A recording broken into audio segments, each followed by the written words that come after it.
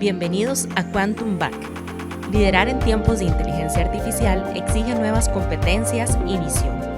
Hoy nos acompaña Julio Palavicini, director de Artificial Intel and Data en Deloitte, para compartir cómo los líderes pueden impulsar estrategias de IA, organizar equipos y potenciar el talento en datos. Prepárese para descubrir cómo puede marcar la diferencia en la era digital. Comencemos.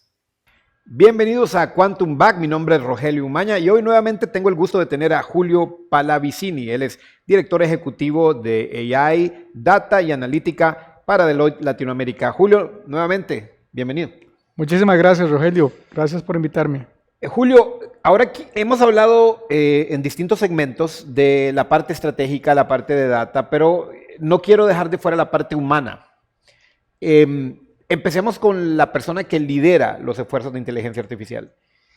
¿Qué características, qué competencias debe tener un líder de IA? Claro. Bien, yo diría que hay que empezar por considerar la visión estratégica que tiene que tener ese liderazgo, esta persona, porque tiene que ser alguien que de alguna forma no sea ni un tecnócrata ni un autócrata, es decir, desde el punto de vista del liderazgo. Tiene que ser una combinación de factores que refleje el conocimiento de negocio, de los objetivos estratégicos que tiene que contener dentro de su plan de implementación y gobernanza de inteligencia artificial, y también tiene que ser una persona que sea o mantenga una característica de actualización tecnológica, sin que eso significa desarrollarse únicamente en lo que es implementación de la herramienta o el desarrollar código específico. Tiene que ser una combinación de factores que yo resumiría con visión estratégica y tecnológica. Adicionalmente a esto yo le sumaría el hecho de que tiene que ser alguien que tenga muy presente el liderazgo en lo que es cambio cultural y ética en el uso y explotación de las herramientas de inteligencia artificial. Y por supuesto, un gran comunicador que pueda reflejar ante toda la organización pues, los beneficios y riesgos también que impliquen administrar y liderar proyectos de inteligencia artificial. En la experiencia de ustedes como consultores, ¿qué perfiles llenan este liderazgo? ¿Generalmente son gerencias generales o gerencias de tecnología, o son agentes de cambio, o varía el espectro? Sí, generalmente son perfiles muy particulares, porque tiene que ser una combinación de todo. Gente con experiencia que ya haya liderado proyectos y de en ambos sectores, en el sector de tecnología, en el sector de negocio, muy vinculado con el giro y dinámica del negocio en sí, de la empresa, pero que aporte un bagaje de conocimiento y experiencias por los cuales el liderazgo en proyectos de tecnología es importante. El perfil, como te digo, es complejo. Incluso comentaba con un CEO particular que es a veces lo que en tecnología, AI and Data se conoce como el ornitorrinco, ¿verdad? Que tiene características de diferentes especies combinadas en un solo animal, ¿verdad? En este caso, pues, ese liderazgo es una combinación de características y de perfiles. Yo diría que hay que también considerar la capacidad del liderazgo empresarial en general, porque la tecnología en sí es algo que es el medio por medio del cual se habilita el negocio. Nunca la tecnología puede ser el fin último de un proyecto de inteligencia artificial.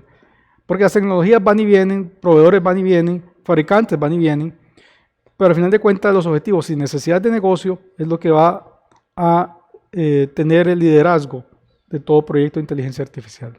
De alguna forma también es un puesto con retos políticos, si lo llamamos así, porque tiene que tener una respuesta hacia junta directivas, gerencia en términos de negocio, pero tiene que mantener una continuidad en mandos medios y al mismo tiempo también reflejar algo de transversalidad en la organización, ¿no? Correcto.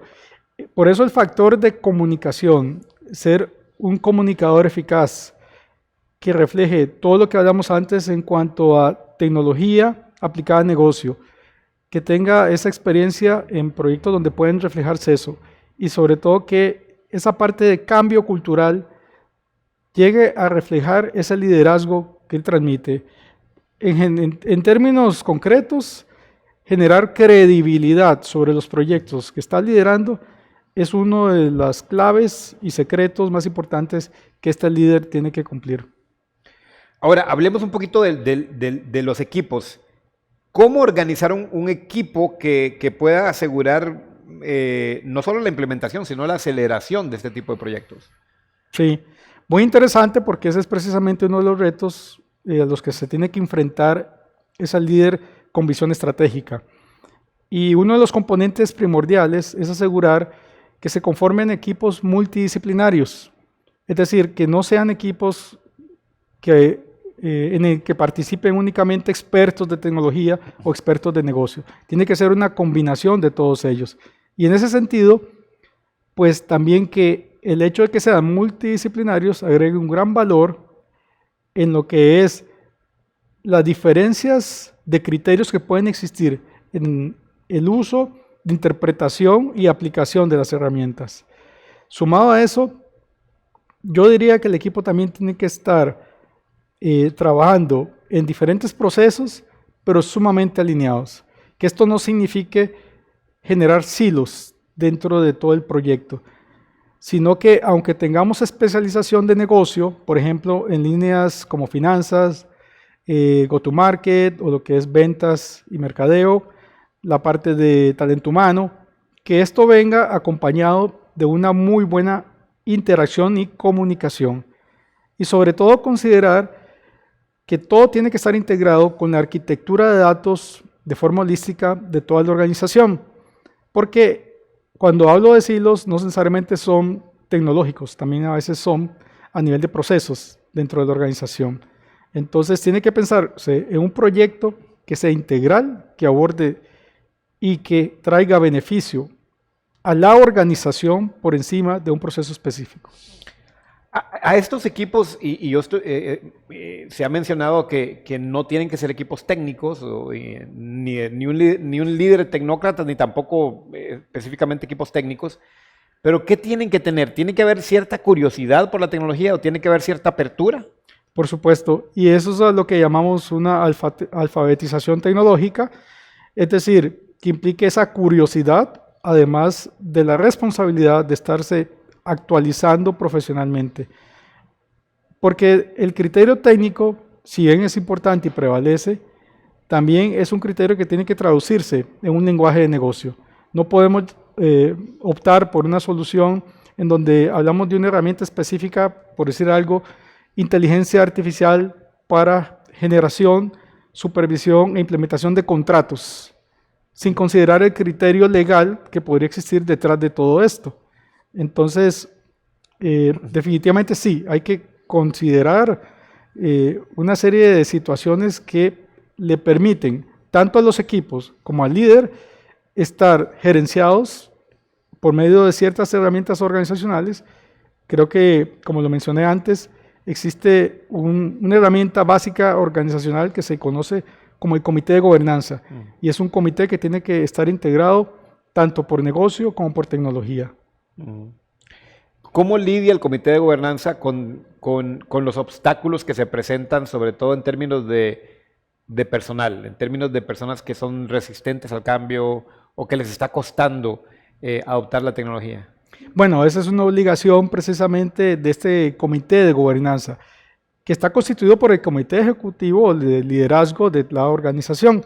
Estamos hablando del C-suite de la organización, en donde una de sus principales responsabilidades es liderar el cambio cultural, ya que tiene que permear desde sus líderes hasta los diferentes colaboradores en cada una de las organizaciones. Entonces, esa responsabilidad del cambio cultural es responsabilidad de todos, no solo del liderazgo, sino también de las personas que están inmiscuidas en cada uno de los proyectos, obviamente utilizando herramientas para gestionar ese cambio cultural.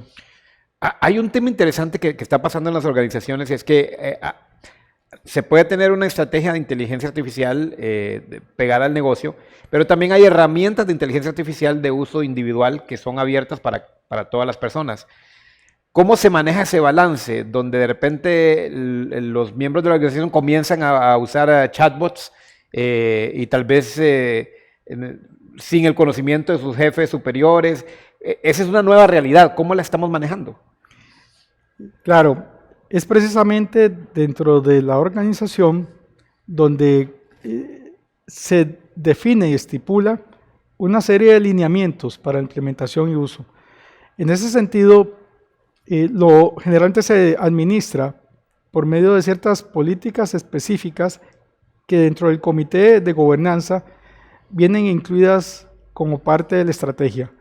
Cuando hablamos en el pasado en otras conversaciones con respecto a lo que hay que considerar dentro de la estrategia, hablamos de un plan de gobernanza, pero también hablamos de una serie de condiciones que habilitan ese plan, desde el assessment propio, que acompaña a la definición y priorización de los casos de uso, hasta lo que hablamos de ética y de toda la parte de implementación de los factores que van a delimitar la cancha sobre la cual vamos a operar. La privacidad es una básica de ellos.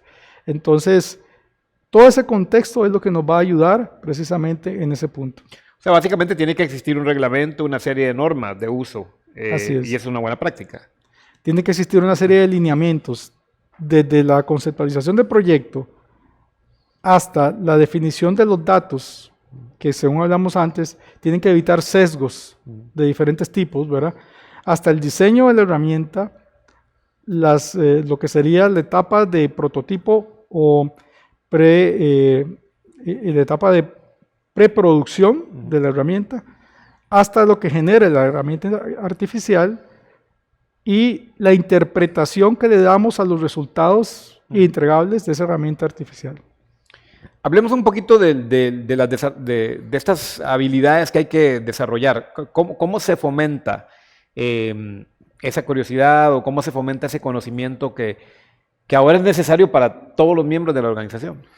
Sí, ese es otro tema interesante porque no se trata solo de lo básico, que es la capacitación continua que tiene que existir y sobre todo actualizada en temas de inteligencia artificial hacia toda la organización, sino también de hacer uso de otro tipo de actividades. Se habla mucho de la gamificación, que es un término muy interesante porque consta de definir retos, ¿verdad? Desafíos empresariales que pueden ser solucionados con herramientas de inteligencia artificial, y lo que se realiza en ellos es una organización que por ejemplo, hackatones que se organizan dentro de la empresa, se colocan desafíos de negocio, se crean equipos multidisciplinarios, en donde en conjunto estos retos vienen a generar una experiencia y conocimiento en el hands-on, en el trabajo directo con herramientas particulares. Entonces, combinado con esto, con una buena política que viene de la gobernanza de la inteligencia artificial, por un lado estamos delimitando los riesgos y por otro lado estamos fomentando el conocimiento e incluso la gestión del cambio cultural del uso de inteligencia artificial. Me hace pensar que en todas estas iniciativas de implementación tiene que estar muy involucrado también el Departamento de Recursos Humanos. Todos los procesos, de hecho, todos los procesos, porque parte del valor y el impacto que tiene que ser medible constantemente, ese impacto aplica a todos los procesos de negocio. No es algo que simplemente tiene que venir a explotar lo que hoy en día tenemos como visibilidad del problema o el principal problema a corto plazo. Tiene que pensarse en temas de escalabilidad de la solución, cómo abordar diferentes líneas de negocio, cómo no generar soluciones en silos de la organización y en silos de información. Entonces, definitivamente sí, es una parte fundamental. ¿Cómo mide el liderazgo los esfuerzos de inteligencia artificial para asegurarse que están caminando, que están funcionando? ¿Cuáles pueden ser unas métricas útiles para saber que estamos teniendo éxito? Sí, como recordarás, Rogelio, nosotros hablamos de uno de los aspectos más importantes, es priorizar los casos de uso. Y con base en esos casos de uso, cada necesidad de negocio tiene que tener claro cuál es el objetivo. Entender el problema y casarse con el problema, no con la solución. En ese sentido, cuando delimitamos bien el entendimiento, de ahí se derivan ciertos KPIs críticos para determinar el éxito. Y esos criterios de éxito o de fracaso son los que van a permitirnos a nosotros estar definiendo en dónde tenemos que colocar nuestros recursos, nuestras inversiones para monetizar esos proyectos. Entonces, por ejemplo, es muy común, voy a poner un caso financiero, el poder tener primero la información adecuada en el menor tiempo posible para ayudarme a tomar decisiones sobre escenarios financieros de alto o menor riesgo. El poder tener esa disponibilidad casi en tiempo real con ayuda de inteligencia artificial definitivamente es algo medible en reducción de tiempos, reducción de esfuerzos y maximización de beneficios. Muchas gracias. Con muchísimo gusto.